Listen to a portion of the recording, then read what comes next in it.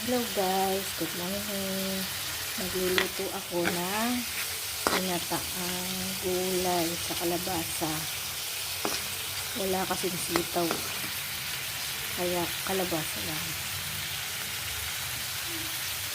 Ginisa ko muna ang kamatis, sibuyas, bawang, and then nilagay ko ang hipon.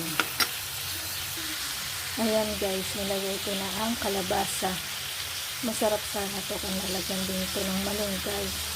Kaso po, wala po akong stock gulay. Kaya ito na lang po para-paraan.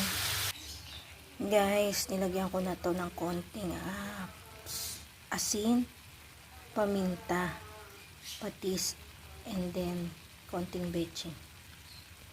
Ibubuhos na natin ang gata. Ayan guys, binuhos ko na ang gata at nilagyan ko rin ng konting tubig. Patayin lang natin kumulo para maluto ang gata. Guys, dinagdagan ko ng asukal kasi ang sabi nila para daw hindi mapanis ang gata, lalagyan mo ng konting asukal. Ayan guys, malapit nang maluto. Luto na ang ginataang kalabasa sa hipon. That's all guys. Bye bye. Okay na to. Salamat.